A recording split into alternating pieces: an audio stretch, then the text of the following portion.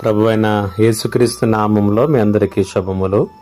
నేటి దేవుని వాక్యాన్ని చదువుకుందాం. విలాప వాక్యముల గ్రంథము 3వ అధ్యాయము 22-23 వచనములు. యెహోవా కృప కలవాడు, ఆయన వాత్సల్యత ఎడతెగక నిలుచుచున్నది కనుక మనము నిర్మూలము కాకున్న వారము. అనుదినము నూతనముగా ఆయనకు వాత్సల్యత పుట్టుచున్నది. నీవెంతైనా నమ్మదగిన వాడవు. చాలా సందర్భాలలో మనము దేవుడు నన్ను కరుణించటం లేదు, దేవుడు నాపై తన కృపను కుమ్మరించటం లేదు, జ్ఞాపకం చేసుకోవటం లేదు అనేటువంటి విధానంలో మనం ఆలోచన చేస్తాం.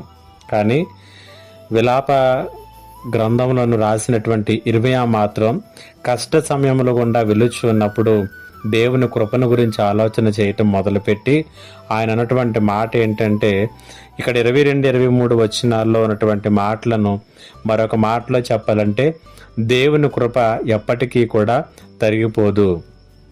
ప్రతిరోజు కూడా ఆయన మన ఎడల ఎంతో విశ్వసనీయతతో ఆయన మసులుకుంటూ ఉన్నాడు అనేటువంటి సత్యాన్ని ఇక్కడ తెలియచేస్తున్నాడు. అందుకని అనుదినము నూతనముగా ఆయనకు వాత్సల్యత పుట్టుచున్నది, నీవెంతైనా నమ్మదగిన వాడవు అనేటువంటి మాటను ఇక్కడ తెలియచేస్తున్నాడు. కాబట్టి మన జీవితాల్లో పడిపోయినా, జారిపోయినా, దిగజారిపోయిన అభివృద్ధి పదములో మన జీవితాలు లేకపోయినప్పటికీ కూడా మరలా లేచి నిలబడి తిరిగి ప్రారంభించటానికి దేవుడు ఒక నూతన అవకాశాన్ని ఇస్తాడు.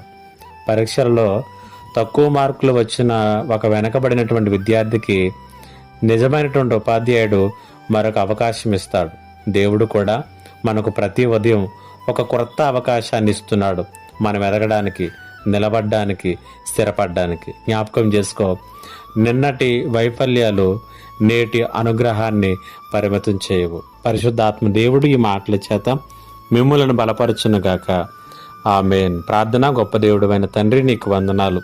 నిజమే, మా వైఫల్యాలను చూసుకుని రేపటి మా భవిష్యత్తును మేము నిర్మించుకుంటాం. కానీ నిన్నటి వైఫల్యాలు రేపు మీరు అనుగ్రహించేటటువంటి కృపకు ఆటంకాలు కావని, స్థిరపడడానికి మీరు అవకాశాలు ఇస్తారని మీరు చెప్పిన మాటను బట్టి వందనాలు. ఈ మాటల చేత ప్రతి ఒక్కరిని బలపరచమని యేసు నామములో అడుగుచున్నాను తండ్రి. ఆమేన్.